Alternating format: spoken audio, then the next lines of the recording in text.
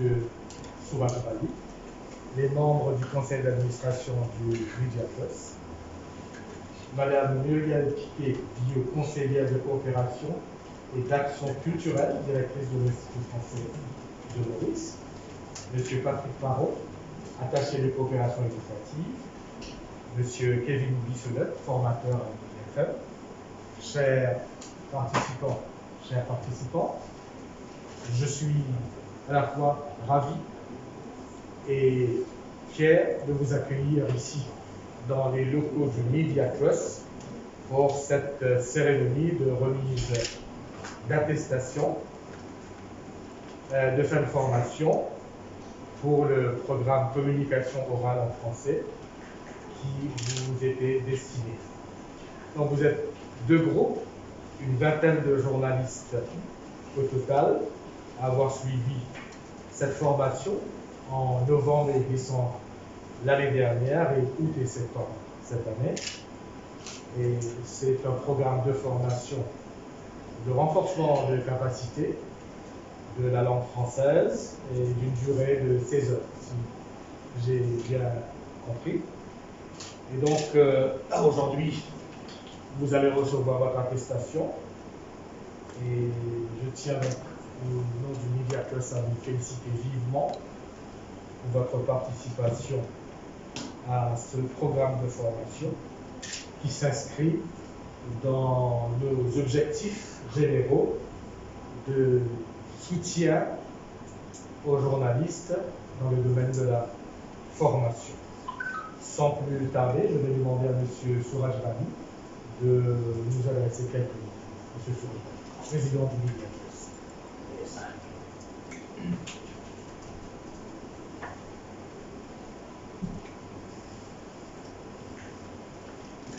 Merci, M. Biavi.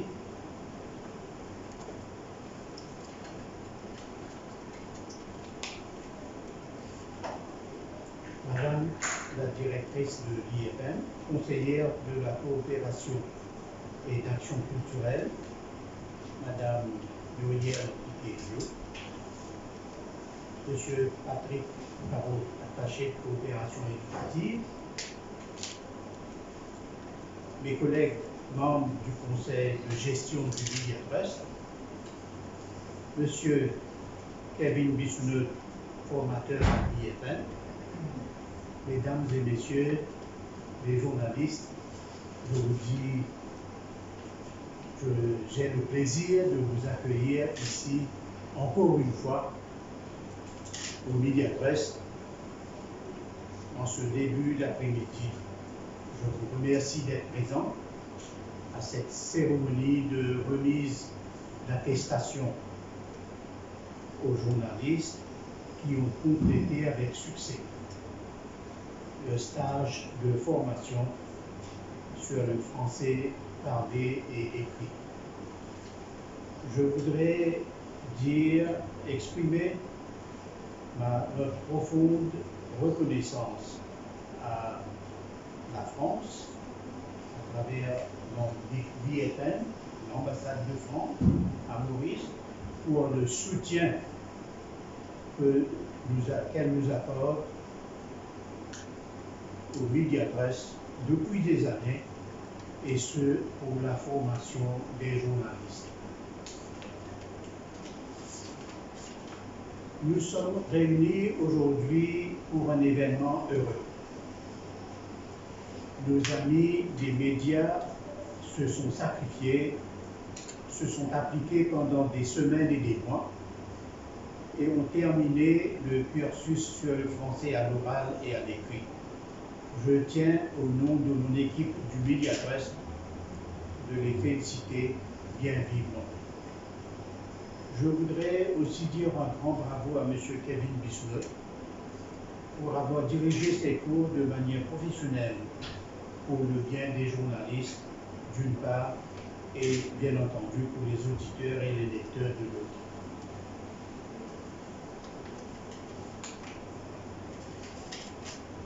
Et comment oublier l'IFM dans tout son engagement d'organisation professionnelle et soignée du programme de formation et les facilités offertes pour la tenue des cours. Et enfin, l'ambassade de France qui a bienveillamment mis à notre disposition des ressources financières et humaines pour soutenir ce projet de formation. Mesdames et messieurs, la langue française, langue la plus couramment utilisée à Maurice, à l'écrit comme à l'oral, est une langue merveilleuse. Elle est vivante, mais elle comporte son lot de complexité et subtilité qui la rendent belle et riche.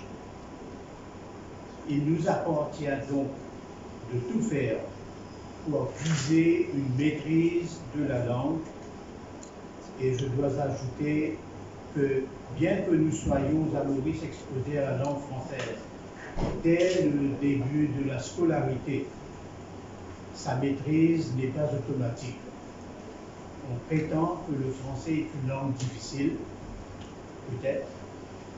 Elle est difficile à apprendre, tenant compte des difficultés d'orthographe, de conjugaison, de grammaire, de syntaxe et de vocabulaire, entre autres.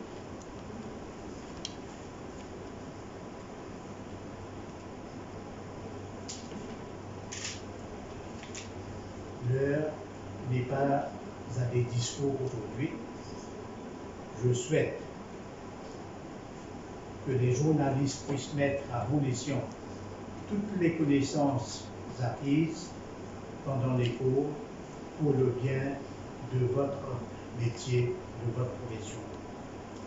Je voudrais terminer avec les félicitations à tous les journalistes, les responsables pédagogiques de l'IFM, de l'ambassade de France à Maurice et mes collègues du Media Trust. Merci de votre attention. Merci beaucoup, Monsieur Soulage. Vous l'avez dit, l'ambassade de France et l'Institut français de Maurice sont devenus au fil des ans un partenaire incontournable, on va dire, et important pour le Media Trust. Et nous souhaitons poursuivre et consolider ce partenariat. Et je vais donc inviter Mme Muriel Piquet-Villot, la directrice de l'IFM, à nous dire quelques mots. Merci, monsieur. Bonjour à tous et à toutes. Alors, monsieur le président de l'IFM, monsieur Chourage Compagnie, Madame Fatima Kabeli, qui est vice-présidente de Mediatrust, messieurs les membres du board de Mediatrust, monsieur Qatar Kermal, secrétaire administratif, cher Kevin, mesdames et messieurs les journalistes. Je suis très contente d'être ici ce matin, en début d'après-midi, je ne sais plus quelle heure il est, avec vous. C'est la première fois que je viens à Mediatrust. Cela va être appliqué dans demain, ce sera un an que nous sommes arrivés à Maurice avec la nouvelle équipe et avec Patrick Parot, qui, comme vous l'avez compris, est attaché de coopération éducative et aussi universitaire de l'ambassade de France.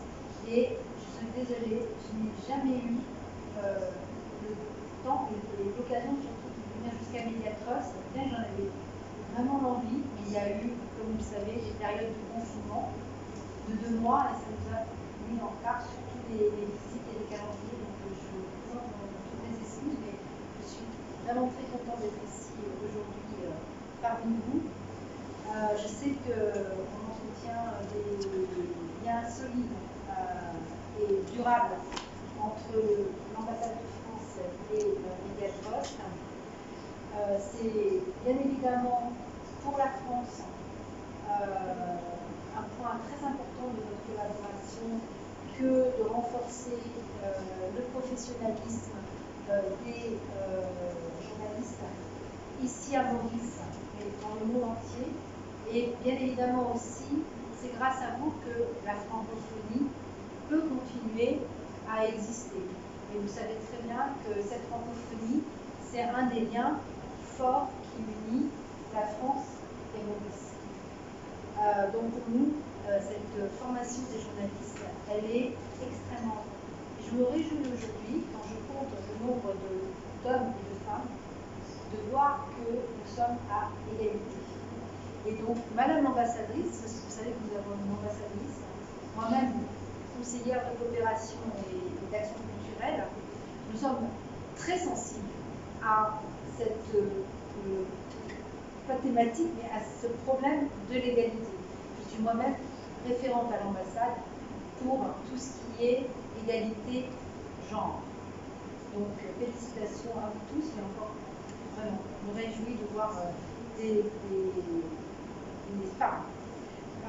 Donc 18 journalistes présents. 18 journalistes, on nous dit, qui ont été assidus. Donc, vous avez été assidus au cours. 16 heures de formation qui ont été assurées par Kevin, qui est un formateur très réputé à l'Institut et dont on m'a parlé dès que je suis arrivée. Il est incontournable. Et je vous remercie, Kevin, d'avoir assuré une fois de plus cette formation et d'être complètement dévoué à votre métier. Tout le monde le reconnaît. Monsieur le secrétaire administratif, merci pour la coordination et pour l'organisation des formations. Ce matin, je voudrais confirmer le soutien de la France à Mediapost. Nous travaillons actuellement activement pour mettre en place, alors au-delà de la langue, des formations qui nous paraissent très importantes et prioritaires actuellement autour, par exemple, des fake news ou autour de l'écriture journalistique et plus orientée vers le numérique. Ça demande des compétences très spécifiques de pouvoir écrire dans des médias comme par exemple un site web, mais aussi sur des réseaux sociaux. C'est une technique spéciale. Donc on est en train de voir avec le CFPJ des formations que l'on pourrait mettre en place en impliquant aussi le département d'Infocom de l'Université de La Réunion. Apparemment, vous connaissez tous déjà ce département donc, à l'Université de La Réunion. Ce seront bien évidemment des formations spécifiques et qui seront financées à partir d'une nouvelle subvention pour 2021 de l'ordre de 10 000 €. Encore merci beaucoup et puis félicitations à tous et à toutes pour avoir suivi ce cours de langue française, de consolidation de vos compétences à l'écrit en langue française. Merci beaucoup, Madame Yaoutoutou. On est ravis de vous confirmer le soutien au Mediapost pour la poursuite de nos programmes de formation et surtout la collaboration avec le CFPJ dans les domaines que vous avez mentionnés. Nous sommes vraiment heureux de vous entendre. Avant de procéder à la remise d'attestation, nous aimerions entendre brièvement M. Kevin Pissetot, qui était votre formateur. Donc, on va lui dire de vous adresser quelques mots, monsieur. Bien. Alors, tout d'abord, quel plaisir de revoir les anciens de la session précédente, pour le mois de novembre. Donc, ça fait plaisir. Merci à M. Souraf-Bali, à l'IFM, donc de me faire confiance pour cette formation. Alors, cette formation a été vraiment une très belle expérience. Chaque formation pour moi, c'est une expérience nouvelle. J'ai eu 2 groupes, nous avions les mêmes objectifs. Certes, les routes étaient différentes pour chaque groupe. Je suis sûr que vous allez me demander si c'était pareil. Non, ce n'était pas pareil, mais je pense que nous avons atteint les mêmes objectifs, c'est-à-dire que découvrir la langue et ses spécificités, comme vous l'aviez mentionné un peu plus tôt dans votre discours. Et puis, donc, surtout que c'était un moment de partage aussi, ce que je retiens, de parler déjà de votre expérience sur le terrain. Et puis, je pense qu'aujourd'hui, avec les médias qui changent de forme et que tout devienne numérique. Donc c'est vrai que je pense que pour beaucoup c'est pas mal de défis.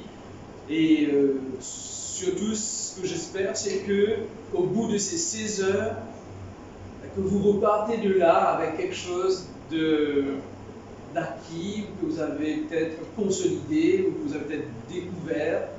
Mais j'espère que vous garderez de très bons souvenirs de cette formation et au plaisir de vous rencontrer peut-être une prochaine fois.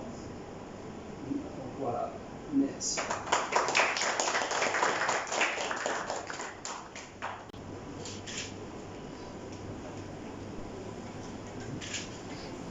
Yakshini Sida.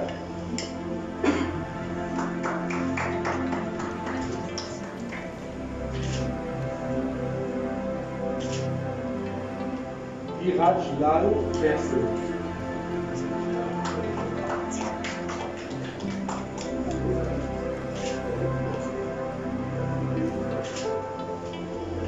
Roshni Santu.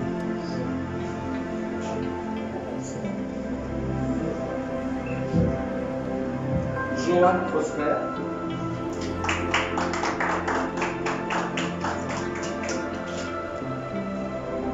Ashwin Khanna.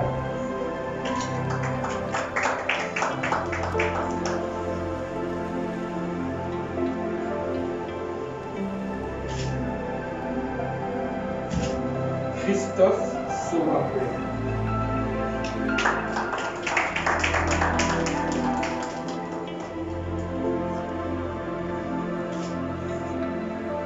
Mohesh Yabtien.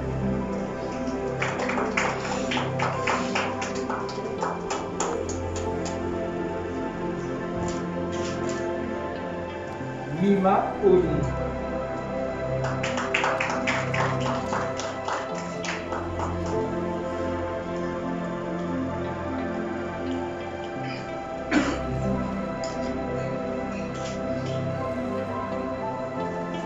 Arlene Esther Gérard.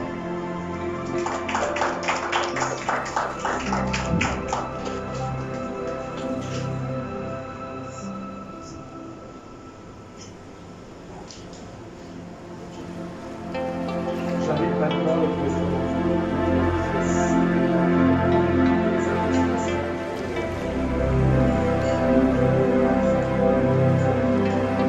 Nikash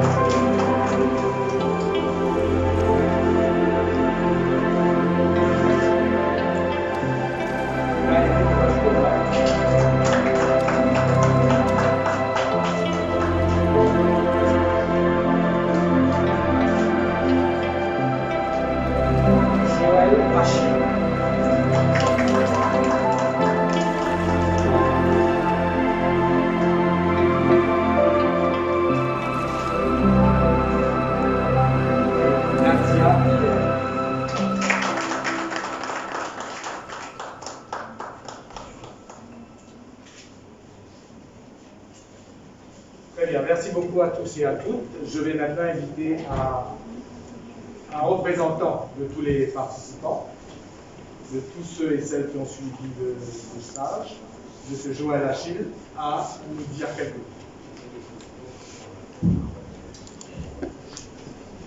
Donc, merci à tous. Ce sera un peu long, mais ce sera nécessaire et ça rejoint un peu ce que vous avez dit concernant les formations. donc Madame la directrice de l'IFM, Monsieur, Mesdames et Messieurs du Media Trust, chers confrères journalistes, j'aimerais d'abord entamer cette prise de parole par des remerciements. Merci à Kevin et à Corinne pour ces semaines de formation sur la langue française. Ces cours nous ont permis de nous recentrer sur le poids des mots, de même que sur l'utilisation du bon français, l'importance du langage corporel et d'une langue compréhensible de tous. Je remercie également l'ambassade de France et l'IFM pour avoir pensé et mis à notre disposition un tel programme. Et enfin, un grand merci au Media Trust qui veille à la formation des journalistes. Je profiterai de l'occasion pour faire un plaidoyer pour que davantage de formations poussées soient offertes aux journalistes mauriciens. Surtout que nous sommes en une période où la presse mauricienne libre vit une situation de crise, et ce, à différents niveaux. Les changements qui s'opèrent dans le domaine exigent une meilleure connaissance des règles et des techniques journalistiques. De ce fait, la formation spécialisée vient à manquer. Je ne parle pas là de séminaires de quelques jours ou d'une semaine, je parle de programmes spécialisés de plusieurs mois, comme ceux qu'avait dispensé le Media Trust en partenariat avec le CFPJ de France. J'ai eu la chance, il y a quelques années, d'avoir ainsi pu être formé par le grand reporter au monde Olivier Pio et l'ancienne chef d'édition chez France 24, Florence Alassoine. Ils ont grandement contribué à améliorer mon travail et mesurer toute la dimension de l'éthique requise pour faire le métier. Une formation pointue et de qualité aidera aussi à donner envie aux jeunes de faire carrière dans ce métier. À Maurice comme ailleurs, il y a aujourd'hui de moins en moins de journalistes de carrière. Ce phénomène, nous le vivons dans les salles de rédaction où nous voyons défiler des visages qui partagent le pupitre pendant quelques années avant que ces derniers n'aillent tenter leur chance ailleurs. Dans une interview à paraître bientôt, le chercheur français Jean-Marie Charon évoque ce phénomène inquiétant, le départ prématuré de bon nombre de journalistes. Une réalité décrite dans son ouvrage intitulé « Hier journalistes, ils ont quitté la profession ». Ici aussi, ce phénomène mérite des questionnements. Surtout qu'il est avant tout nécessaire que l'interaction entre les nouveaux et les anciens reste permanente. Les échanges entre les générations doivent être encouragés parce que la meilleure formation se passe sur le terrain aux côtés de ceux qui ont de l'expérience.